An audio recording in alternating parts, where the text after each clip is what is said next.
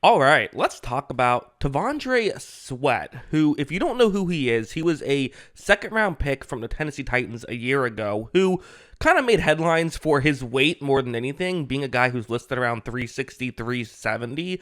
Some people got really excited about that, although some people were concerned because, hey, there's a reason why the players in the NFL tend to be the weights that they are, right? Usually that's the best weight to play that position. You can be too big to be a big run stuffing interior defensive lineman.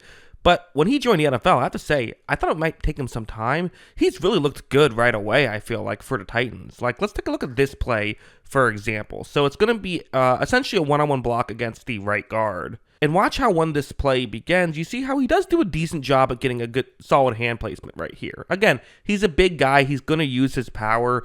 Having perfect technique isn't quite as important for that, although, of course, technique is always going to matter. But you see, he is going to drive the offensive lineman back before Burrow eventually gets outside the pocket. But a good play by Sweat on that one. Not a dominant one, but it's a good play. And it goes to show his real strength, which is strength, right? It's a really good play.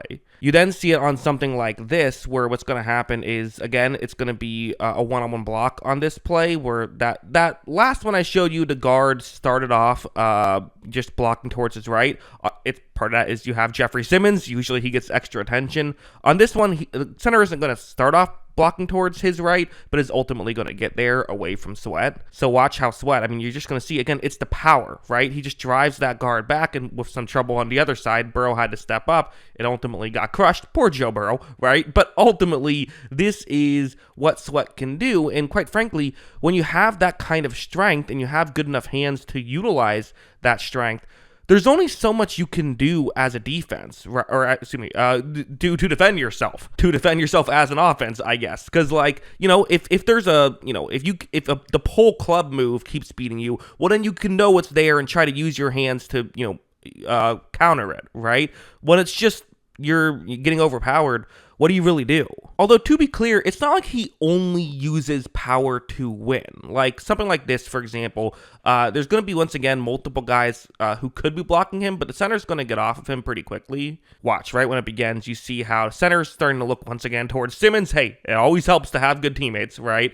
So, the guard might have expected to have help in that area. That's worth mentioning. But still, you see Sweat gets his right arm. He gets it on the left arm of the right guard. He's able to knock that hand away, and because of that, there's a clear lane for him to run through, and he even makes some contact with Joe Burrow. That was a free play, so it was a bit weird, where Burrow just threw one up in the air. It was a weird play, but it was a good play by Sweat, and it shows that he isn't just a bowling ball. He can do other stuff. This one's another one, actually, in the running game right here. He's going to be going up one-on-one against a tackle in the running game, just because it's a rushing play. Things are getting a little bit weird. Watch how he's going to, again, use his hands, where he's grabbing his left arm on the left side of that, or I guess the right side of that tackle. It's our left side.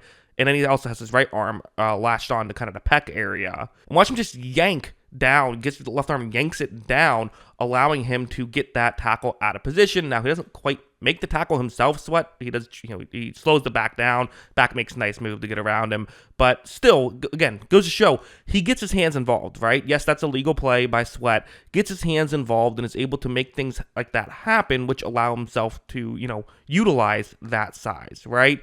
At the end of the day, if you're a big guy, but the other team gets the hand placement they want consistently, you're not going to be effective. You have to be able to have good hands as well, and he does. You're going up against some of the best athletes in the world. The offensive linemen are some of the best athletes in the world. They know how to handle a guy who's 370 pounds, but they don't know how to handle a guy who's 370 pounds and can also, use his hands to win. That's a game changer. It's sort of like in basketball. If you're 7 feet tall, you're going to be the best high school player and you're going to be a superstar college player, right? But once you get to the NBA, well, NBA players know how to handle someone who's tall. You need to have other attributes or you're not going to remain in the league. That's kind of how it works. Also, he can help in other ways where, again, I was talking about how he doesn't always get double teams because you have, another really good interior defensive lineman, but he still would get double teams. This play, he's getting double teamed because there's no Jeffrey Simmons here on this play.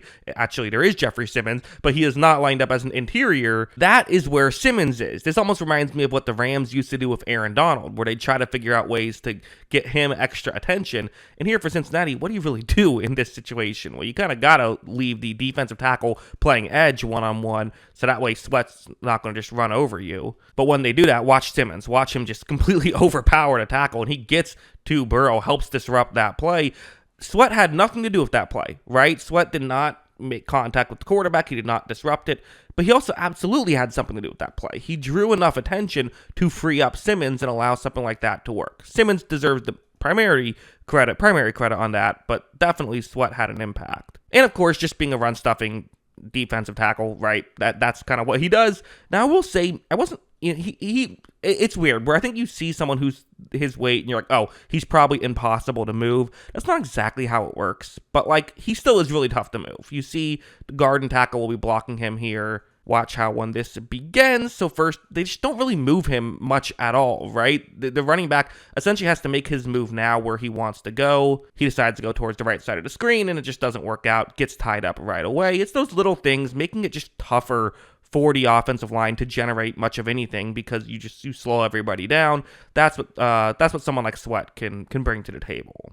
And again, of course, this helps in other ways, right? I mean, you then have, you're opening things up for your other players. You can scheme around that, right? You can know who could potentially have a favorable matchup and move in that direction, things of that nature. It makes everything easier. So yeah, I mean, ultimately, like, it's really interesting where, when he got drafted, I was like, I don't know if this is going to work, right? Because he is bigger than your average player, but ultimately, just because you have huge size doesn't mean you're for sure going to work. It also doesn't mean you're for sure going to fail. What I find interesting about defensive and offensive line is while we tend to pay attention to athleticism and strength and all of that good stuff, and there's reason that we pay some attention to it, but ultimately it all comes down to technique, and it all comes down to, do you have the hand placement to make these kind of things work? Can you use your hands and footwork to make these types of plays work? And so far, Sweat is absolutely doing that and has been a really good draft pick for the Tennessee Titans so far, and I assume will only get better as he gets stronger in those aspects because he's already you can't deny he has the strength as of right now. So yeah, those are kind of my thoughts on Tavandre Sweat. What are your thoughts? Let me know in the comments below. Always love hearing from you. And of course, as always, thanks for watching.